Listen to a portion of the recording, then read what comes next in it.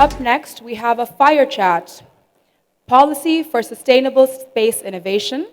Please join me in welcoming to the stage our moderator, Mr. Faisal Hamady, the Managing Director and Partner for Boston Consulting Group. Thank you.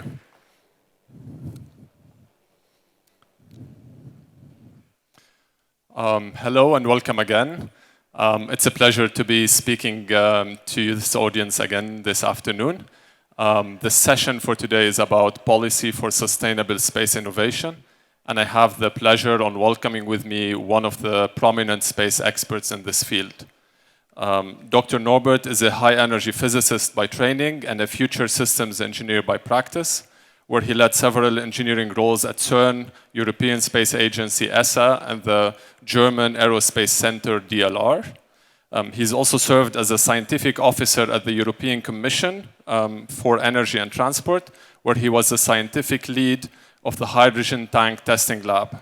His interest in space led him to invest in and found a number of space startups, and he's currently a partner at Space Tech, serving at the capacity of chief technologist. Dr. Norbert, welcome on board.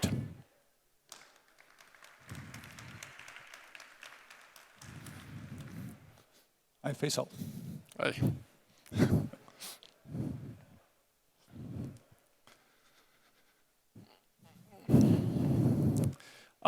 So first, to start off, I see you wearing a jumpsuit. Is there a story behind that we should know of? Apparently, there's a little story behind it. I'm what you call an analog astronaut. I think you had a lecture before in that one. And I've been the commander, that's what the CDR means, of the first Austrian analog Mars mission in the Mars Desert Research Station in Utah. And we simulated for 2 weeks a complete 100% Mars mission over there. That means we only went out with spacesuits. We were only moving out with spacesuits out there. Strict protocol, no direct chats, stuff like that. And after a while, you really had the impression that you are in Mars, and which was important because we had medical experiments, physical experiments, but also psychological experiments. Nice. I will come back to this a little bit later in time, but I want to get us started with speaking about what we're witnessing today as a new space race, right? Some of the analysts predict that the space market will be $1 trillion in 2040. We have also seen a number of national agencies being created, more than 20 over the past decade. And the space startup is at all-time hype, right? 60% of the investments in startup has happened for space, has happened over the past 2 years, right? What is going on there? Can you unpack this for us? Well, I would say this is a thing of several parameters coming together, and most of all, I think it's simply success stories, right? We have had successful startups over the last few years where you really saw that people invested money into that and got multiple of money back. So investors are more keen to support that one. And of course, we see this drive into this cislunar economy, right? So that we move from LEO finally back to the moon and all the space in between. And so it's a whole world, a whole metaverse of economic possibilities unfolding right now. Nice. So I have a question on that. If with all the resources that are being put into exploration missions, into launching satellites, into exploring new kind of frontiers of space, how is that affecting the environmental sustainability? What are your thoughts on that angle? Well, that's a very good question. Of course, if you launch multiple rockets, of course, you can always argue whether this has an effect on the atmosphere. Surely it will. Do to a certain extent. Now, as you discussed before, I'm working pretty much on hydrogen, or have doing that. So, of course, if we use hydrogen, then I'm less concerned because this creates at the end water vapor, which is kind of good stuff. But on the other hand, we should also think about that space brings lots of good stuff back for the Earth. We had just here this, when was it, in November? The International Astronaut Conference was taking place over here. And there was an interesting speech about somebody saying, what does space bring back for the Earth?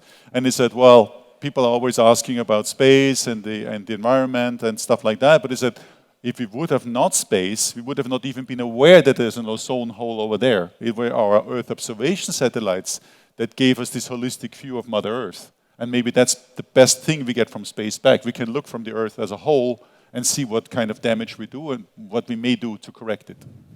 Nice. So historically, space industry has been predominantly run by governments, right?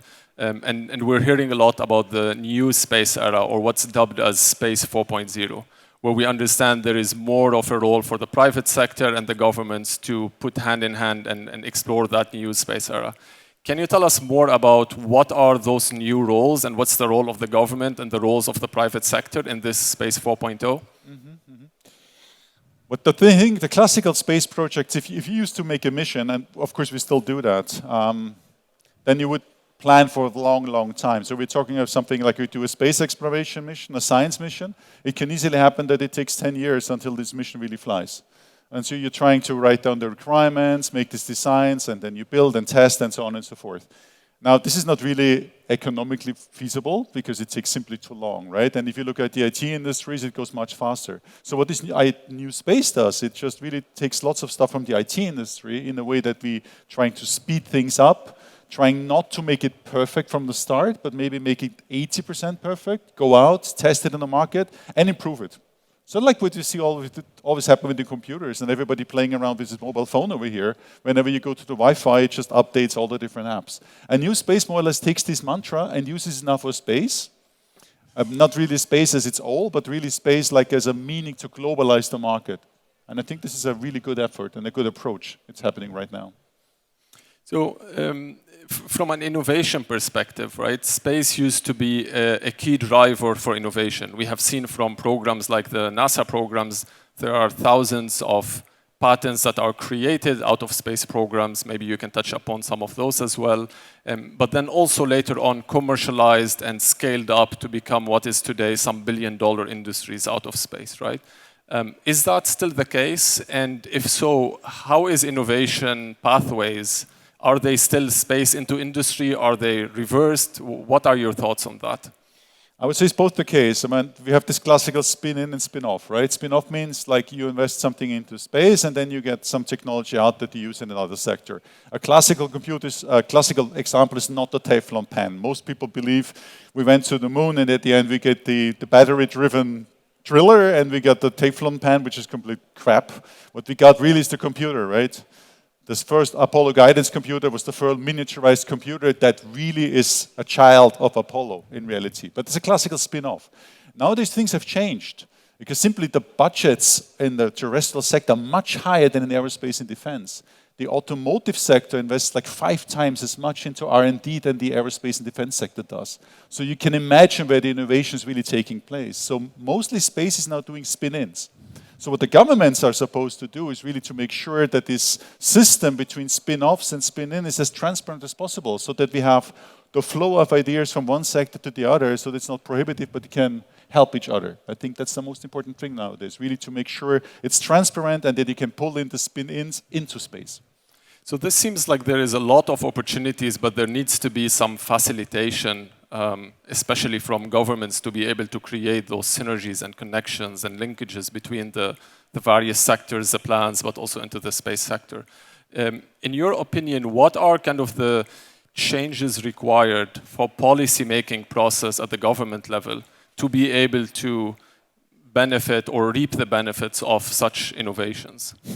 I think in space it's always, and this hasn't really changed whether it's new space or not, space is always that you manage the unexpected. It always takes much longer than you think. It's much more complicated. You will have all the setbacks. And that means also like when you want to set up a startup ecosystem, just as we heard today, you really have to support your children, your startups, your companies. That means also that you have to take them by the hand, especially with coaches, that they don't make all the mistakes we all did before. So help them on that one, but also be patient that things may not come up to the place they should be. Why? Because as a startup, you quite often work with big companies. And you all know if you have to go to the board and you don't make the board now, the next board is happening in 3-4 months. So it always induces delays. So that's maybe the most important stuff. Government supporting should take care of these risks and support the startups. If they believe in an idea, then you should really believe in an idea. And I think in an innovation panel earlier, we spoke a little bit around the culture of accepting failure or embracing failures, right? That would be a critical part to take a little bit of a portfolio approach into space investing, right? It's 1 or 2 ventures might not see the light or see the moon, but as a portfolio, you want to make sure that this is moving forward, right? Yeah. Another aspect I wanted to touch upon is like when you see this long-term view that you mentioned that you need to take in governments. Today, governments still operate in a little bit of yearly fiscal policies and yearly budgets and all of that, which kind of restrict a little bit the time windows and the time horizons you need to accommodate for to make the business case work or to make your management case work.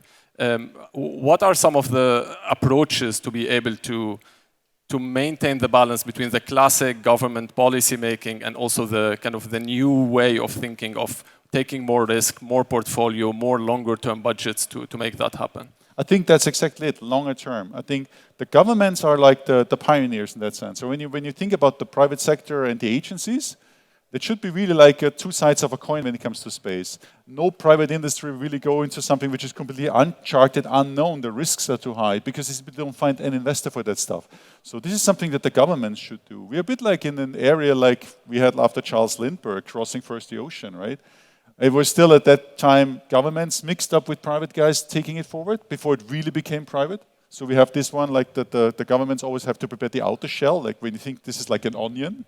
And then the private ones follow afterwards behind. But somebody has to set up the stage, and that's the governments. It cannot be done by the private ones. Also because the governments at the end, as just heard before, have to set up the regulations also to a certain extent. But to set up proper regulations, you have to be knowledgeable. So you have to get your own fingers dirty at the beginning until you really know these are the most important points, and then you can pass it on to the next, pass on the torch to the next one. Very good. We've seen also earlier a couple of pitches around fashion in space and all of that, right? As an investor in space ventures and as a kind of an active founder in some of them, what are some of the emerging space activities that you think are not big today but will have a massive growth potential, especially looking a couple of years down the line? All right. I see the fashion designer in there, so I hope my suit is still formidable enough for you. No, if I were to invest, right, which I do in some of these things, I would always look for something where space really has lots of technology transfer possibilities. And I would always look at the holistic picture, where I just see what changes right now, which may, if I pull that string, affects a lot of other strings. So rockets are a kind of important stuff, because if you make it cheaper, the access to space, lots of things can fly. Think of solar power satellites, quantum communication, all these different things. So all these things currently really unfold. New materials, of course, space, always with harsh environment, radiation, temperature extremes, longevity, so stuff really lasts long. This will always be where space can be a huge driver, which can afterwards be making benefits on the Earth as well. Very good. As a final question, I wanted to ask you about your experience going into Mars. How did it feel? Did it feel like you've left Earth already? So that's a kind of an interesting question. So when we've been there 2 weeks on Mars, it was a super lecture on emotional intelligence, right? Because you cannot go out and take a smoke, because you always have to go with a spacesuit. So what we had is more or less, we had like an airlock. You had to stand in 10 minutes in the airlock, and then you would be able to, after depressurization, you go out. And now people asking me, have you really been on Mars, right? And I said, well, we have been like somehow on the Earth, somehow on Mars, and I can prove it easily. Because usually we've been standing in this airlock, and this airlock is a bit like in a submarine where you have this turnstile and then you can walk out, right? And so in the last day, we were standing there in the flight suits because we landed then with our ship back on the Earth. So we're standing there, and I have the 5 guys behind of me, I have the turnstile in the hand, and I'm saying, okay guys, you know, we're back on the Earth, we can march outwards, and it's back on the Earth, right? So I touch this thing, everybody's in the flight suit, you know what they all do? Before I open up the door.